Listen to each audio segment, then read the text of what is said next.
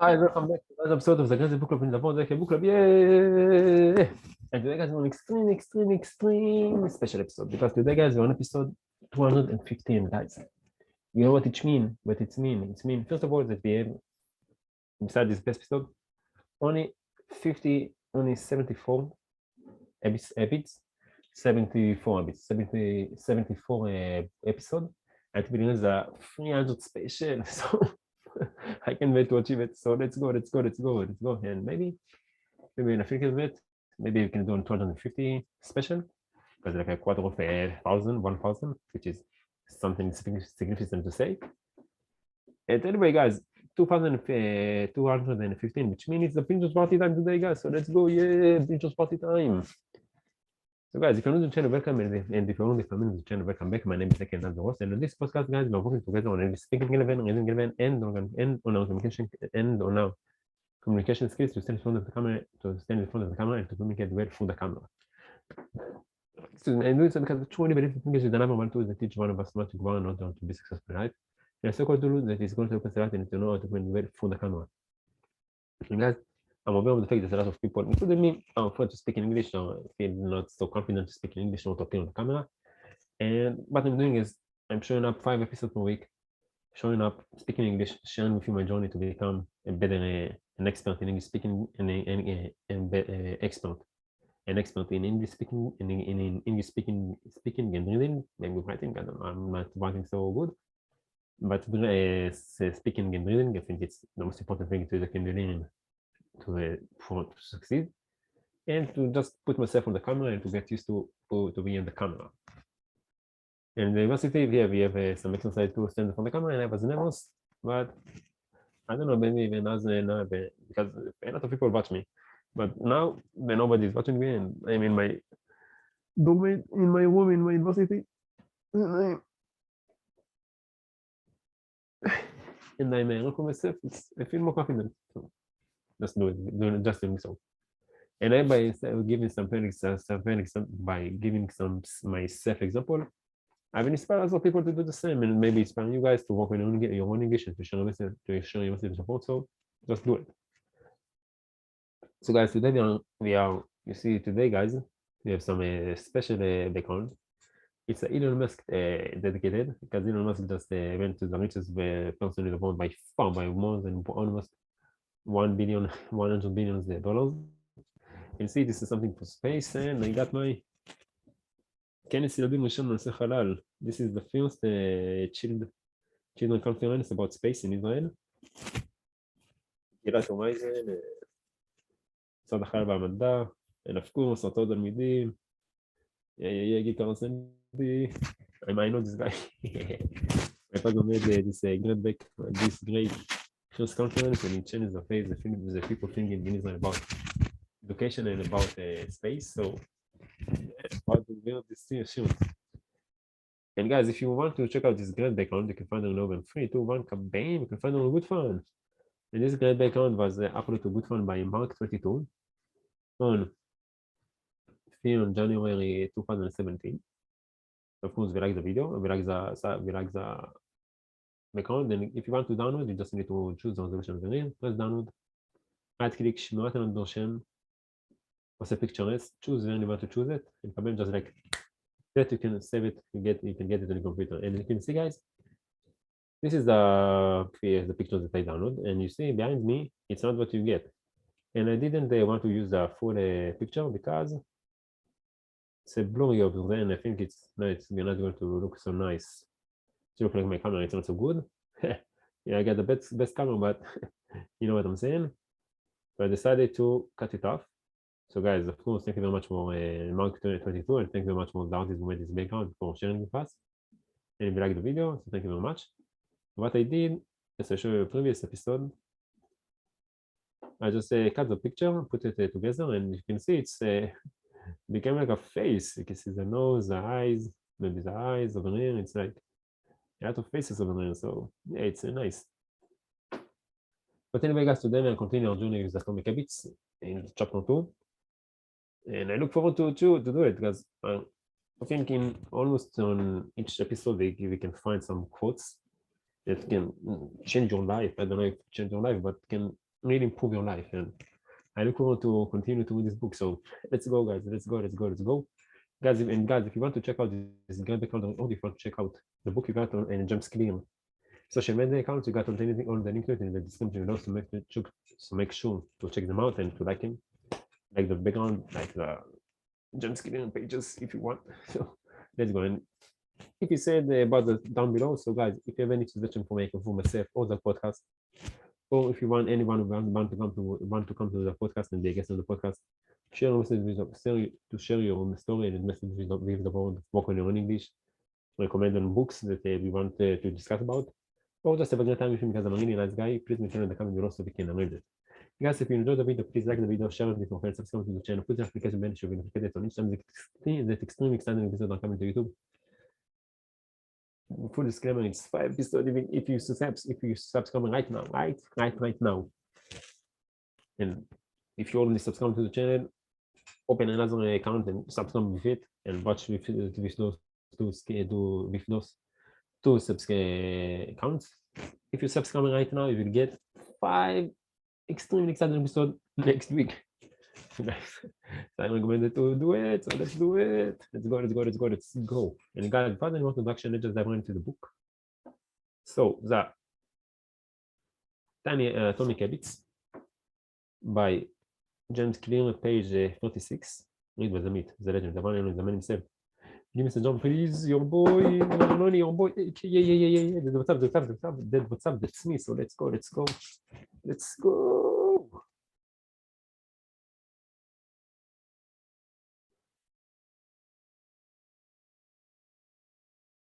Like all aspects of habit formation, this tool is a double-edged sword. When working for you, identity change can be a powerful force for self-improvement. When working against you, though, identity change can be a curse. Once you have adopted an identity, it can be easy to let your alignments to it impact your ability to change. Many people walk through life in a cognitive slumber, blindly following the norms attached to their identity. I'm terrible with directions. I'm not a morning person. I can relate to it. I'm better at remembering people's names. And it's hard when you start in university to remember only the class, the people in your class, but I'm trying to work on it. I'm always late. I'm not good with technology. I'm terrible with math. And people say I'm not good in English. Nonsense. If you continue to practice and if you continue to work on English, you will become better. And you can see me as improvement. It's a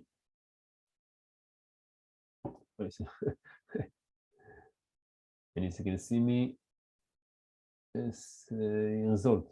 You can see my result. If you can compare the first episode of the book club to the episode 215, so many books, so many episodes, you can really probably see my improvement. So if you continue to work on yourself and you continue to believe in yourself, and if you continue to say to yourself, I can improve, I can become better always, I'm becoming better, I'm improving myself, you will become better. And thousands of other variations. When you have repeated a story to yourself for years, it is easy to slide into those mental grooves and accept them as a fact. In time, you begin to resist certain actions because that is not who I am. There is an internal pressure to maintain your self-image and behave in a way that is consistent with your beliefs. You find whatever way you can you find whatever way you can to avoid contradicting yourself. The more deeply a thought or an action is tied to your identity, the more difficult it is to change it. It can feel comfortable to believe what your culture believes, group identity, or to do what upholds your self-image, personal identity, even if it's wrong. The biggest barrier to positive change at any level, individual, team, society, is identity conflict. Good habits can make rational sense, but if they conflict with your identity, you will fail to put them into action. On any given day, you may struggle with your habits. You might struggle with your habits because you are too busy or too tired or too overwhelmed or hundreds of other reasons. Over the long run, however, the real reason you fail to stick with habits is that your self-image is that your self-image gets in the way. This is why you can't get too attached to one version of your identity. Progress requires unlearning, and progress requires unlearning. Becoming the best version of yourself requires you to continuously edit your beliefs and to upgrade and expand your identity. This brings us to an important question. If your beliefs and worldview play such an important role in your behavior, where do they come from in the first place? How exactly is your identity formed? And how can you emphasize the new aspects of your identity that serve you and gradually erase the bicep, and erase the pieces that hinder you? Title: The two-step process to changing your identity. Your identity emerges out of your habits. You are not born with perfect beliefs.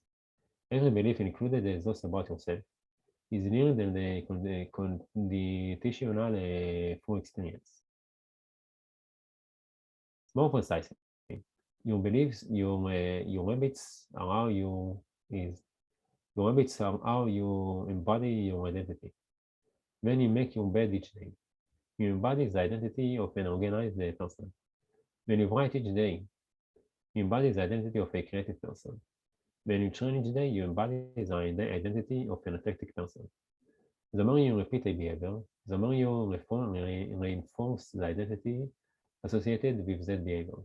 In fact, the word identity was originally derived from the Latin word identitas, which means being, and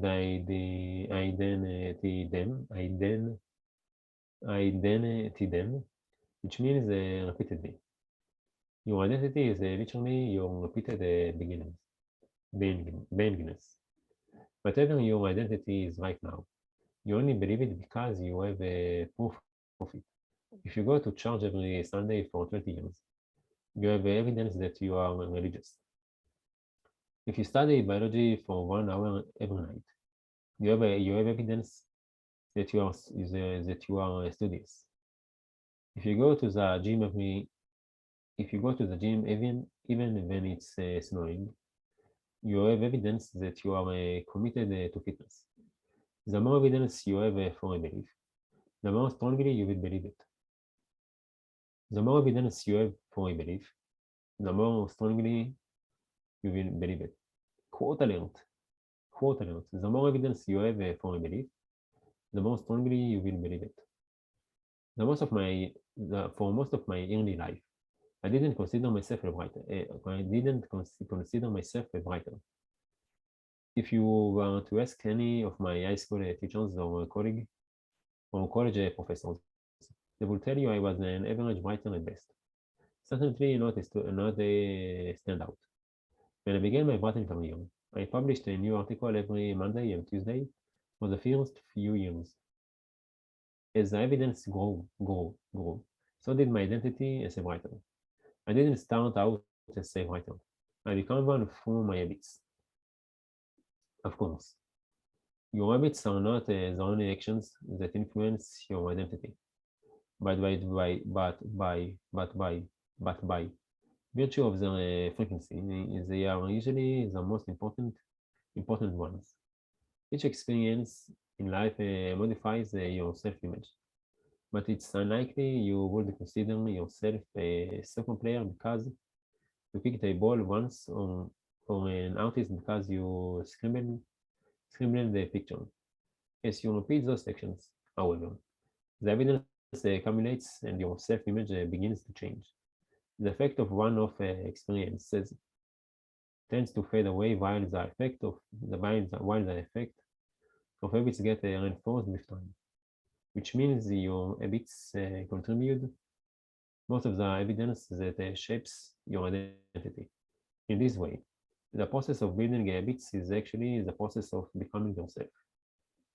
This is a gradual evolution. We do not change by snapping our fingers and deciding to be someone entirely new. We change bit by bit, day by day, habit by habit. They are continually undergoing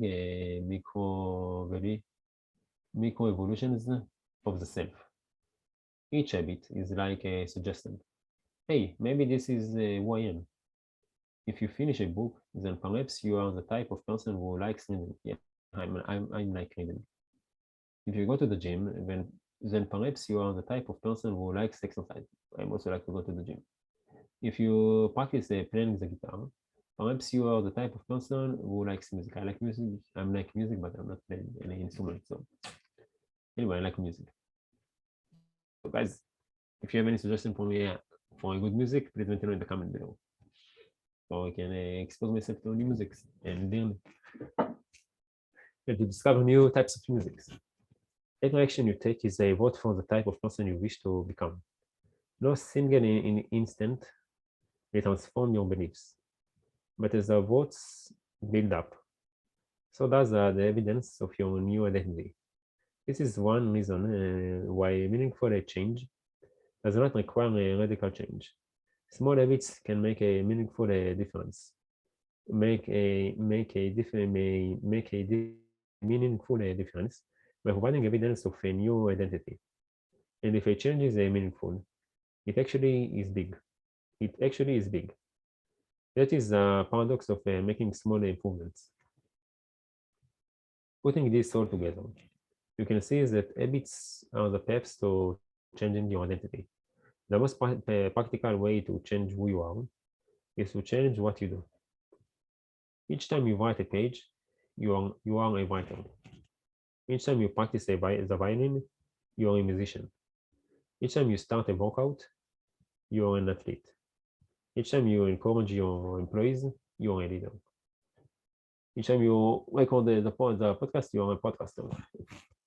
Yeah, a content creator. Each time you commit content, you are a content creator, like a meditative. Each habit not only gets results, but also teaches you something far more important, to trust yourself. You start to believe you can actually accomplish those things. When the votes mount up and the evidence begins to change, the story you tell yourself begins to change as well. Of course, it works the opposite way too. Every time you choose to perform a bad habit, it's a vote for that identity. The good news is that you don't need to be perfect. In any election, there are going to be votes for both sides. You don't need a unanimous vote to win an election. You just need a majority. It doesn't matter if you cast a few voters for a bad behavior or an unproductive habit. Your goal is simply to win the majority of the time. New identities requires new evidence. If you keep casting the same votes you have always cast, you are going to get the same results you have always had. If nothing changes, nothing is going to change. It is a simple two-step process. 1. Decide the type of person you want to be. 2. Prove it to yourself with small wins. First, decide who you want to be. This solves at any level. As an individual, as a team, as a community, as a nation. What do you want to stand for? What are your principles and values? Who do you wish to become? Those are big questions, and many people aren't sure where to begin. But they do know what kind of results they want. To get six-pack abs, or to feel less anxious, or to double their salary. That is fine. Start there and work backward from the results you want to the type of person who could get those results. who could get those results. Ask yourself, who is the type of person that could get the outcome I want? Who is the type of person that could lose 40 pounds? Who is the type of person that could learn a new language? Who is the type of person that could run a successful startup? For example, who is the type of person who could write a book? It's probably someone who is consistent and reliable. Now your focus shifts from writing a book, outcome-based, to being the type of person who is consistent and reliable, identity-based. This process can lead to beliefs like, I'm the kind of teacher who stand up for students. I'm the kind of doctor who gives each patient the time and the empathy they need. I'm the kind of manager who advocates for employees. Once you have ended once you have ended on the type of person you want to be, you can begin talking. You can begin taking small steps to enforce your desired identity. I have a friend who lost over 100 pounds by asking yourself, what would the healthy person do? All day long, all day long. She would use these questions as a guide. Would a healthy person walk or take a cab? Or take a cab? Would a healthy person order a burrito or a salad? She figured if she acted like a healthy person long enough, eventually she would become that person. She was right. The concept of identity-based habits is our first introduction to another key theme in this book. Feedback loops. Your habits shape your identity, and your identity shapes your habits. It's a two-way street. The formation of all habits is a feedback loop, a concept we will explore in depth in the next chapter. Yeah, we need to remember it. But it's important to let your values, principles, and identity drive the loop rather than your results. The focus should always be on becoming the type of person, not getting a particular outcome.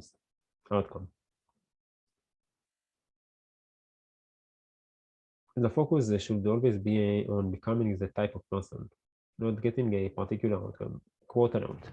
The focus should always be on becoming the type of person, not getting a particular outcome. Title: The real reason habits matter. Identity change is the north star of habit change. The reminder of this book will provide you with step-by-step instructions on how to build better habits in yourself, your family, your team, your company, and everywhere and anywhere else you wish. But the true question, but the true question is, are you becoming the type of person you want to be? You want to become? The first step is not what or how, but who. You need to know who you want to be. Otherwise, your quest for a change is like a boat without a rudder. It's like a boat without a rudder. And that is why we are standing here. We have the power to change your beliefs about yourself. Your identity is not set in stone. It's not set in stone. You have a choice in every moment. You can choose the identity you want to reinforce today with the habits you choose today. For the note, you can choose the identity you want to reinforce today with the habits you choose today. The whole book is about quotes. Great book. I enjoy it so far. I enjoy it so much. And this brings up, it's definitely in the top six books that we read so far in this channel. Yeah. Wow. Great book. And this brings us to the deeper purpose of this book and the real reason habits matter. And guess what, guys? Oh, let's finish the book. So, yeah, we need to. Let's just finish because it's one page to finish the book, so finish the chapter. I wanted to finish the episode, but it's just one more page and finish the chapter, so let's go.